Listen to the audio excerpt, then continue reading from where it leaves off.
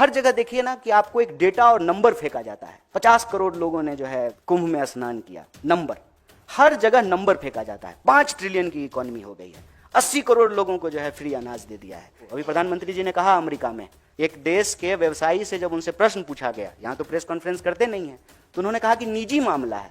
निजी मामला कैसे है सर? आप रिटर्न देख रहे हैं, गिफ्ट रिटर्न, हम गला लगाए, वो बेड़ी लगा दिया। अपने घर में आप डेटा छुपा लेंगे, जो सूचना के तंत्र हैं उसको मैनेज कर लेंगे, प्रेस कॉन्फ्रेंस नहीं करेंगे। अरे आपने क्या किया? आप अपने पत्रकारों को इस प्रेस कॉन्फ्रेंस में नहीं लेकर के गए। आपका पत्रकार होता वो पलट करके ट्रंप से पूछता ना एक क्वेश्चन, जब वहां की मीडिया आपसे एक प्रश्न पूछ रहा था, आपका भी पत्रकार पूछता ट्रंप से, ए भाई आप इधर आकर के कहते हैं भारत हमारा दोस्त है और हमारे लोगों को बेड़ी लगा के भेज रहे हैं। अगर विजन है हमारे पास तो ट्रंप के पास हमको जाने की जरूरत नहीं है। दूसरे देश के इलीगल इमिग्रेंट्स को भी बाहर भेजा गया, उसके देश के राष्ट्रपति जो है वहां गए, उससे मिले, अपना जहाज भेजा, बोला कि जो है मिलिट्री के जहाज में नहीं भेजोगे, हम अपना जहाज भेजेंगे। हमारे पास तो वो अपना जहाज भी नहीं है, एयर इंडिया बचा ही नहीं। बस हमारे पास अब विमान मंत्री हैं, विमान नहीं। देश के 80 करोड़ लोग 5 किलो अनाज लेने के लिए लाइन में लगे हुए हैं, और इस देश का एक व्यवसायी 5,000 करोड़ रुपया जो है अपने बेटे की शादी में खर्च करता है। तब आपको लगता है कि आप मीडिया में बार बार ये बोलेंगे 5 ट्रिलियन की इकॉनमी और 5 ट्रिलियन की इकॉनमी, इससे जो है दुनिया में हमारी धमक स्थापित होगी, इससे जो है डंका बजेगा। तब ये कोचिंग और ट्यूशन का सिस्टम नहीं था, क्लासरूम में ही पढ़ाई होती थी और वो इनफ था। और उस जमाने में तो कोई अगर अपने घर पे बुला करके पढ़ाए तो उस टीचर को बहुत दोयम दर्जे से देखा जाता था कि ये तो कोचिंग पढ़ाते हैं। एक तरफ रोज सपने बेचे जाएंगे, 5 ट्रिलियन की इकोनॉमी हो गई है, किसी एक इंसान का एग्जाम्पल ला करके सामने ये दिखाया जाएगा कि इसका पैकेज 1 करोड़ का है, और हर बच्चे को ये प्रेशर दिया जाएगा कि आप भी 1 करोड़ का पैकेज जो है प्राप्त कीजिए। कोई ऐसा पेपर नहीं है जिसमें धांधली नहीं होती है, कोई ऐसी नौकरी नहीं है जिसको पैसे दे करके खरीदा नहीं जाता है। कि अगर विद्यार्थियों का पैसा वसूल करके आप अचानक से जो है कोचिंग बंद करके गायब हो जाएंगे। और ये सिर्फ फिटजी का मामला नहीं है, अभी आप देखिए कि दूसरे कोचिंग संस्थान भी। आज हम आपके बीच एक बहुत ही गंभीर विषय को लेकर प्रेस वार्ता करने के लिए आए हैं। आप तमाम साथियों ने देखा होगा कि पिछले कुछ दिनों से लगातार एक न्यूज़ रिपोर्ट हो रही है कि देश में अलग अलग तरह की जो कोचिंग संस्थान हैं, जो इंजीनियर बनाने का दावा करती है, डॉक्टर बनाने का दावा करती है, आईएएस आईपीएस बनाने का दावा करती है, वो विद्यार्थियों का और अभिभावकों का करोड़ों रुपया लेकर के फीस वसूल करके अचानक से गायब हो जा रहे हैं। मैं आपको एक बात याद दिलाना चाहता हूँ कि एक समय इस देश में ऐसा ही काम कुछ प्राइवेट बैंक किया करते थे। रोज़ शाम को उनके एजेंट जो है सब्जी बेचने वाले, दुकानदार से, ठेला वाले, रिक्शा वाले, मिडिल क्लास नौकरी करने वाले लोगों के पैसे वसूलते थे और करोड़ों रुपया लेकर के अचानक से गायब हो जाते थे। जब भी इस तरह का कोई सिस्टमेटिक फेलियर होता है तो स्वाभाविक रूप से सरकार को उसकी जिम्मेवारी लेनी चाहिए। देश में जो आज शिक्षा व्यवस्था की हालत है वो बिल्कुल ठीक उसी तरह से है कि कबीर कहते हैं कि चलती चक्की देखकर दिया कबीरा रोए, 2 पाटन के बीच में साबुत बचा ना कोई। सरकार और बाजार, इस दोनों के बीच में इस देश के विद्यार्थी और इस देश का भविष्य, इस देश का नागरिक पिसता जा रहा है। और ये सारा खेल शुरू उस लॉजिक से होता है कि शिक्षा इंसान बनाने के लिए नहीं, एक कमाऊ इंसान बनाने के लिए ली जानी चाहिए और दी जानी चाहिए। बाजार का जो तर्क है कि जिसमें मुनाफा नहीं है उसका अस्तित्व नहीं होना चाहिए। शिक्षा को जब मुनाफे के नजरिए से देखने लगे, उसका नतीजा यह हुआ कि सपना बेचा जाने लगा। अंधों के शहर में आईना बेचने का जो कारोबार है, सीट पता है कि 100 है, एग्जाम देने वाले 1 करोड़ हैं, तो हम उस 100 में पहुंच जाएं, उसकी होड़ और फिर उसका कारोबार। और ये 100 सीट क्यों है? क्योंकि सरकारी व्यवस्था जो है उसमें लगातार रोज बरोज गिरावट आई। सरकारी स्कूल में पढ़ाई नहीं होगा, सरकारी अस्पताल में इलाज नहीं होगा, तो स्वाभाविक रूप से सरकारी संस्थान जो हैं वो कमजोर होंगे और उसकी जगह पे जो है निजी संस्थानों की उत्पत्ति होगी। और ये जानबूझ करके किया गया। इसलिए ताकि शिक्षा जो प्राप्त करने वाले लोग हैं वो सिटीजन ना रहें, स्टूडेंट ना रहें, उनको कंज्यूमर बना दिया जाए। और इसी कंज्यूमर सर्विस के लॉजिक के तहत देश भर में कोचिंग की बाढ़ आई। आपने दिल्ली में देखा, बेसमेंट में पढ़ते हुए जो है विद्यार्थी की मौत हो गई। और जब हम मौत की बात करते हैं, भारत में एक संस्कृति है, गांव में अगर किसी की मौत हो जाए तो किसी के घर में खाना नहीं बनता है। सामने से अगर डेड बॉडी जा रही हो तो बिना जात बिना धर्म पूछे हुए लोग उसको नमस्कार करते हैं और कहते हैं कि आत्मा को शांति मिले। लेकिन हम कितने असंवेदनशील हो गए हैं, या हमको व्यवस्था कितना असंवेदनशील बना दिया है कि हर घंटे लगभग 2 स्टूडेंट, 24 घंटे में कम से कम 28 स्टूडेंट सुसाइड कर रहे हैं। और स्थिति यह है कि इस देश में किसान आत्महत्या से नौजवान आत्महत्या ज्यादा हो चुका है। जैसे किसान आत्महत्या के पीछे सिस्टम जिम्मेवार है, उसी तरह से स्टूडेंट की आत्महत्या के लिए भी सिस्टम जिम्मेवार है। और यह सिस्टम जो स्टूडेंट को मार रहा है, एक प्रेशर कुकर बना रहा है। वो सिस्टम ऐसे बन रहा है कि एक तरफ रोज सपने बेचे जाएंगे। 5 ट्रिलियन की इकोनॉमी हो गई है। किसी एक इंसान का एग्जाम्पल ला करके सामने ये दिखाया जाएगा कि इसका पैकेज 1 करोड़ का है, और हर बच्चे को ये प्रेशर दिया जाएगा कि आप भी 1 करोड़ का पैकेज जो है प्राप्त कीजिए। कैसे प्राप्त करेंगे? सीट कितना है, कितना जो है एग्जाम हो रहा है, वैकेंसी कितनी है, free and fair transparent exam कितना होता है, रोजगार कितने उत्पन्न हो रहे हैं, इस पे कोई चर्चा नहीं होगी। रोजगार दिलाने के नाम पर कोचिंग संस्थान बनेंगे और लोगों की गाढ़ी कमाई, नौकरी करने वाले लोग उनकी सैलरी, किसान को उनके फसल से जो कमाई हुई है, जो मजदूर हैं जो रोज मजदूरी करते हैं, पेट काट करके अपने बच्चों को पढ़ा रहे हैं कि हम तो मजदूर हैं, हमारा बच्चा अच्छा इंजीनियर हो जाएगा। और अचानक रातों रात सैकड़ों दर्जनों संस्थान जो है वो बंद कर दिए जाएंगे। क्यों? क्योंकि उन्होंने मोटा फीस जो है वो वसूल लिया है माँ बाप का। और अब स्टूडेंट का क्या होगा वो स्टूडेंट जाने। और आपने देखा अभी गोरखपुर की एक लड़की जेईई की तैयारी कर रही थी और एक बड़ा ही मार्मिक पत्र जो है अपने माँ बाप के नाम लिखा, उसने सुसाइड कर लिया। और ये कोई एक बात नहीं है, मैं कह रहा हूं कि जब 24 घंटे में 28, कम से कम 28 स्टूडेंट सुसाइड कर रहे हैं, मतलब हर घंटे घड़ी का कांटा जब एक बार चक्कर घुमाए तो एक स्टूडेंट कम से कम इस देश के किसी न किसी कोने में सुसाइड कर ले रहा है। ये गंभीर विषय है, सरकार को इसकी जिम्मेवारी लेनी चाहिए। और शिक्षा बाजार की और मुनाफे की वस्तु नहीं है। मैं आपको याद दिलाना चाहता हूं, अभी सीबीएसई का एग्जाम हो रहा है। सीबीएसई के एग्जाम और रिजल्ट के बाद बड़े पैमाने पे विद्यार्थी सुसाइड करते थे। यूपीए की सरकार ने यह फैसला लिया कि हम किसी को पास फेल नहीं करेंगे, हम ग्रेड देंगे। और हम सब जो पढ़ लिख लिए हैं, मैं पीएचडी कर लिया हूं, आप तमाम लोग जो है अलग अलग पढ़ाई कर लिए हैं, ये रेस कभी अंत होता है क्या? 10वां फर्स्ट डिवीजन पास कर लेंगे तो सब ठीक हो जाएगा, 12वीं फर्स्ट डिवीजन पास कर लेंगे तो सब ठीक हो जाएगा, पत्रकारिता में डिप्लोमा कर लेंगे तो सब ठीक हो जाएगा, इंजीनियरिंग की पढ़ाई कर लेंगे तो सब ठीक हो जाएगा। पीएचडी करके लोगों को नौकरी नहीं मिल रही है। 45 साल में देश में सबसे ज्यादा बेरोजगारी है।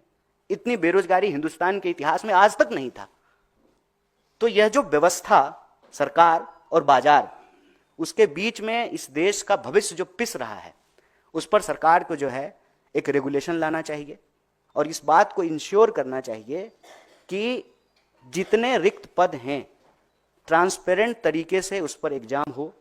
कोई ऐसा पेपर नहीं है जिसमें धांधली नहीं होती है, कोई ऐसी नौकरी नहीं है जिसको पैसे दे करके खरीदा नहीं जाता है। तो इस देश के भविष्य के ऊपर, इस देश के नौजवान और विद्यार्थी के ऊपर एक भारी दबाव है और एक सजग समाज के तौर पर, एक संवेदनशील देश के तौर पर इसकी सामूहिक जिम्मेवारी हम सबको लेनी चाहिए। सरकार को ये रेगुलेशन बनाना चाहिए और इस तहत हमारा कांग्रेस पार्टी की तरफ से 3 महत्वपूर्ण मांग है। पहला, आप सरकारी संस्थानों को बेहतर कीजिए। आप सरकारी संस्थानों को कमजोर करके निजी क्षेत्र को भी स्वाभाविक रूप से विकसित होने में बाधा उत्पन्न करेंगे। सरकारी संस्थान ठीक से काम करेगा, बीएसएनएल ठीक से चलेगा, तभी जियो धन धनाधन होगा। सरकारी संस्थानों को तबाह करके निजी संस्थानों को, अभी प्रधानमंत्री जी ने कहा अमेरिका में एक देश के व्यवसायी से जब उनसे प्रश्न पूछा गया, यहां तो प्रेस कॉन्फ्रेंस करते नहीं है, तो उन्होंने कहा कि निजी मामला है। निजी मामला कैसे है सर? सरकारी संस्थाएं सार्वजनिक क्षेत्र की चीजें ठीक से फंक्शन करेगी, तभी निजी क्षेत्र की संस्थाएं और उसकी जो जिम्मेवारी है ठीक तरीके से उसका निर्वहन कर पाएंगे, पहला। और दूसरा कि इस देश में आईएएस बनाने का, इंजीनियर बनाने का, डॉक्टर बनाने का जो एक धंधा है, उसका एक रेगुलेशन होना बहुत जरूरी है। कहने का तात्पर्य यह है कि अगर कोई कोचिंग संस्थान विद्यार्थियों से और उसके अभिभावकों से पैसा वसूला है तो उसकी जिम्मेवारी है कि वो उस कोर्स को पूरा करे। अगर वो उस पे कोर्स को पूरा नहीं करते हैं तो एक तरह का स्कैम है, एक तरह का घोटाला है। सरकार को जो है यह अनियंत्रित जो व्यवसाय है लोगों को बेवकूफ बनाने का, उसको जो है नियंत्रित करना चाहिए। और तीसरा, जितने भी रिक्त पद हैं ट्रांसपेरेंट तरीके से उसको भरा जाए, उसके ऊपर जो है अच्छे से जो है एग्जाम हो और बेरोजगारी की समस्या को कम किया जाए, ताकि इस देश के जो भविष्य हैं, इस देश के जो नौजवान हैं, जो विद्यार्थी हैं, जो व्यवस्था में पिस रहे हैं, बाजार और सरकार की इस जो है खतरनाक मौत तक पहुंचाने वाली जो व्यवस्था है उसमें जो पिस रहे हैं, उससे उनको बचाया जा सके। छात्र नेता रहे हैं और आप सक्रिय राजनीति में, तो आपकी अपनी राय कि कैसे इस पूरे जो आप जिसे कह रहे हैं कि बाजार बन गया है, इस पर रोक लगेगी, क्या करे सरकार? देखिए, इस संबंध में हम दो बात हाईलाइट करना चाहते हैं। एक कि अगर हमारे क्लासरूम में पढ़ाई होगी तो हमको कोचिंग पढ़ने की जरूरत नहीं होगी। और ये बात मैं ऐसे ही हवा में नहीं कह रहा हूँ, ये ज़्यादा दिन की बात नहीं है। हमारे पिताजी, हमारी माताजी जब स्कूल कॉलेज में पढ़ा करती थी तब ये कोचिंग और ट्यूशन का सिस्टम नहीं था, क्लासरूम में ही पढ़ाई होती थी और वो इनफ था। और उस जमाने में तो कोई अगर अपने घर पे बुला करके पढ़ाए तो उस टीचर को बहुत दोयम दर्जे से देखा जाता था कि ये तो कोचिंग पढ़ाते हैं। तो किसी पेशा की जो सेंसिटिविटी है, जो उसकी सेंटिटी है, उसको जब हम रिड्यूस कर देते हैं, और ये रिड्यूस कब होता है? जब आप एजुकेशन एक बेहतर नागरिक बनाने की बजाय जॉम्बी बनाने के लिए देना चाहते हैं, एक रेस में जो है लोगों को शामिल कराने के लिए एजुकेशन देना चाहते हैं। और उस रेस का ही नतीजा है कि पहले जो है उसको अंक लाने का, मतलब जब से उसका जीवन शुरू होगा तो उसके ऊपर एक एंजाइटी होगी, दबाव होगा कि उसको अच्छा अंक लाना है। और अंक लाने के रेस से जब वो बाहर निकलता है तो फिर वो सैलरी का जीरो गिनना शुरू करता है। और पहले अंक लाने की एंजाइटी, फिर ईएमआई भरने की एंजाइटी। तो एजुकेशन का तात्पर्य सिर्फ और सिर्फ मुनाफा कमाना नहीं है, एक बेहतर इंसान भी बनाना है। आज हमारे देश के नॉलेज इंडस्ट्री का बुरा हाल इसलिए है कि हम इसको मार्केट फोर्स से देखते हैं। हम ये देखते हैं कि किस संस्थान से पढ़ने के बाद कितना पैकेज मिलता है। तो सबसे पहले तो ये नैरेटिव बदलना जरूरी है। और ये नैरेटिव बदलने के लिए सरकार का जो प्रचार का तरीका है उसको संवेदनशीलता से लेते हुए उसको बदलना चाहिए। हर जगह देखिए ना कि आपको एक डेटा और नंबर फेंका जाता है। 50 करोड़ लोगों ने जो है कुंभ में स्नान किया, नंबर, हर जगह नंबर फेंका जाता है। 5 ट्रिलियन की इकोनॉमी हो गई है, 80 करोड़ लोगों को जो है फ्री अनाज दे दिया है। हर चीज को मैं कहता हूं कि इस देश की हिस्ट्री ये है कि हम सब्जेक्ट थे, लेकिन देश को आजादी मिली, उसके बाद हम सिटीजन हुए। आज उस सिटीजन को नंबर में रिड्यूस किया जा रहा है। सरकार अपने नागरिकों को, अपने विद्यार्थियों को, नौजवानों को नंबर में रिड्यूस नहीं करे। नंबर सिर्फ हमारा जो है आइडेंटिटी नहीं है, हम एक इंसान हैं, नंबर से बियॉन्ड हमारी आइडेंटिटी है। और इस बात को संवेदनशीलता से सरकार को अलग अलग माध्यमों से, अपने मंचों से, और जो संवैधानिक पदों पे बैठे हुए लोग हैं उनको कहने और बोलने की जरूरत है। अगर हम कहते हैं कि लोकतंत्र की सर्वोच्च संस्था संसद है, तो संसद के पटल पर इस बात को उठाया और बोला जाना चाहिए ताकि समाज को एक मैसेज मिले। और दूसरा कि रेगुलेशन का जहां तक बात है, पहले तो आप अपने संस्थानों को बेहतर कीजिए ताकि जो है लोगों को बाहर कोचिंग या इन जैसी चीज़ों या इन जगहों पे एक्सप्लॉइट होने की जरूरत नहीं पड़े। उसके बाद जो है अगर फिर भी, क्योंकि लोगों का चॉइस है, कोई अगर सरकारी अस्पताल में इलाज कराना चाहते हैं या कोई प्राइवेट अस्पताल में इलाज कराना चाहते हैं, कोई सरकारी स्कूल में पढ़ना चाहता है, कोई प्राइवेट स्कूल में पढ़ना चाहता है, आप उसके इस आज़ादी को नहीं छीन सकते हैं। लेकिन जैसे सरकारी संस्थानों के लिए रेगुलेशन है, उसके लिए कोई ना कोई अकाउंटेबल होता है, वैसे ही निजी संस्थानों के लिए भी कोई ना कोई अकाउंटेबल हो। जो कंपनी है उस कंपनी का कोई तो मालिक होगा, कोई तो सीईओ होगा, जो उसके तमाम जो अलग अलग ब्रांचेज खोले गए हैं उसका भी कोई ना कोई डायरेक्टर होगा। तो किसी को तो, अगर कोई क्राइम कर रहा है फीस ले करके और कोचिंग अचानक से बंद करके चला जा रहा है, तो किसी ना किसी की तो अकाउंटेबिलिटी तय करनी पड़ेगी ना। जिसके नाम से उनको कोचिंग खोलने का परमिशन दिया गया है, जिस जगह पे एनओसी लेकर के वो कोचिंग खोली गई है, उसके जो उत्तरदायी लोग हैं फिर उनको पकड़ा जाए कि अगर विद्यार्थियों का पैसा वसूल करके आप अचानक से जो है कोचिंग बंद करके गायब हो जाएंगे। और ये सिर्फ फिटजी का मामला नहीं है, अभी आप देखिए कि दूसरे कोचिंग संस्थान भी पैसा वसूल लिए हैं, स्टूडेंट से पैसा ले लिए हैं और अचानक से बंद करके चले गए। अब वो जो हजारों स्टूडेंट है वो कहाँ जाए, वो कहाँ जाकर के एफआईआर कराए, किस अथॉरिटी के सामने जाए, कहाँ जाकर के अपने इश्यूज और अपने कंसर्न को रेज करे। कोई तो जो है इसको उसका जो है रिस्पॉन्सिबल और अकाउंटेबल होगा। तो सरकार उसकी अकाउंटेबिलिटी ले कि जब आप प्राइवेट स्कूल या प्राइवेट कोचिंग या प्राइवेट संस्थान को इजाजत दे रहे हैं ऑपरेट करने के लिए, तो जिसको आपने इजाजत दिया है उसमें अगर कोई डिस्क्रिपेंसीज होती है, कोई क्राइम होता है, तो फिर उसको ही जिम्मेवार भी ठहराया जाए। इसमें हम व्हाट अबाउटरीज नहीं करना चाहते हैं। ये बहुत एक फर्म स्टैंड है हमारा कि एजुकेशन प्रिविलेज नहीं है, एजुकेशन राइट है। और कंटिन्यूअसली जो है एजुकेशन को एक प्रिविलेज बनाया जा रहा है। अगर आपके पास लाखों की आमदनी नहीं है तो आप अपने बच्चे को बस वाला, स्विमिंग पूल वाला और हॉर्स राइडिंग वाले स्कूल में नहीं पढ़ा सकते। और आप देखिए कि हजारों स्कूल बंद किए गए हैं सरकार के, हर स्टेट में हजारों स्कूल आप बंद कर रहे हैं। आपकी यूनिवर्सिटीज की हालत यह है कि वहां कोर्सेज रेगुलर नहीं चल रहे हैं। नया जो है यूजीसी की ड्राफ्ट कमेटी आई है, सेमेस्टर सिस्टम है, तमाम तरीके के नए चीज जो है आप नई चीजें इंट्रोड्यूस कर रहे हैं। नतीजा यह है कि सिलेबस नहीं खत्म हो रहा है। तो आप मान लीजिए सेकेंड ईयर के फर्स्ट सेमेस्टर का सिलेबस जो है पढ़ रहे हैं और जो है फर्स्ट ईयर के लास्ट सेमेस्टर का जो है ना एग्जाम साथ में चल रहा है। तो ये जो सिचुएशन क्रिएट किया जा रहा है, मैं कह रहा हूं कि ये व्यवस्था जनित है। ये सरकार और बाजार के आपसी गठजोड़ से ये आत्महत्या मतलब हत्यारी व्यवस्था कह लीजिए, वो जो है उसको पैदा किया जा रहा है। तो एज ए सोसाइटी ये हमारा कलेक्टिव रिस्पॉन्सिबिलिटी है। आप पूरे एजुकेशन सिस्टम की और इसकी बात कर रहे हैं, इससे एक आगे स्टेप बढ़ के रोजगार की बात भी आपने करी है। और हालत ये हो रही है कि अमेरिका के अंदर जो इलीगल इमिग्रेंट्स हैं भारत, आज भी एक जहाज आया है, आज भी जहाज आने की बात हो रही है, आएगा अभी वो अमृतसर में। और तकरीबन 7 लाख से ज्यादा जो इलीगल इमिग्रेंट्स वहां पर है, रोजगार की तलाश में अपना भविष्य तलाशने जा रहे हैं। इसका सोल्यूशन क्या होना चाहिए, इसको भी आप एड्रेस कैसे करेंगे? देखिए फिर वही बात जो मैंने इनके सवाल के जवाब में कहा कि कुछ इशूज ऐसे होते हैं जिसपे व्हाट अबाउट रीच करने से काम नहीं चलेगा। मतलब तुम तुम्हारा, हम हमारा, तू मैं से बात बनती नहीं है।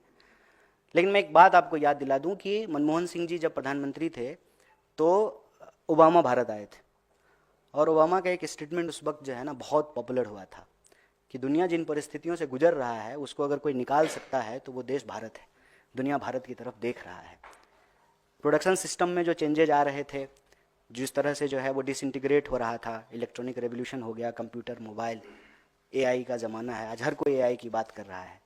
उस दौर में हमको एक लीडिंग नेशन होना था। लेकिन जब आप विजन लैक करते हैं तो उसका ये परिणाम होता है। विजन लैक करने का क्या मतलब है कि देश के प्रधानमंत्री, आदरणीय प्रधानमंत्री जाते हैं और ट्रंप के लिए चुनाव प्रचार करते हैं और ट्रंप को गले लगाते हैं, और वही ट्रंप हमारे देश के लोगों के पाँव में बेड़ियाँ लगाता है। आप रिटर्न देख रहे हैं, गिफ्ट रिटर्न। हम गला लगाए, वो बेड़ी लगा दिया। हम ये नहीं कह रहे हैं कि इलीगल लोगों के ऊपर कार्रवाई किसी देश को करने का अधिकार नहीं है, लेकिन जो है बेसिक ह्यूमन रिस्पेक्ट भी होता है। दूसरे देश के इलीगल इमिग्रेंट्स को भी बाहर भेजा गया, उसके देश के राष्ट्रपति जो है वहाँ गए, उससे मिले, अपना जहाज भेजा, बोला कि जो है मिलिट्री के जहाज में नहीं भेजोगे, हम अपना जहाज भेजेंगे। हमारे पास तो वो अपना जहाज भी नहीं है, और एयर इंडिया बचा ही नहीं। बस हमारे पास अब विमान मंत्री हैं, विमान नहीं है। तो ये एक सीरियस कंसर्न है। जब हम अपने देश में मजबूत नहीं होंगे, ये वही बात हो गई कि हम अपने घर में जो है ना, हमारी घर की हालत अच्छी नहीं होगी तो गांव के चौपाल पे हमको कोई इज्जत नहीं करेगा।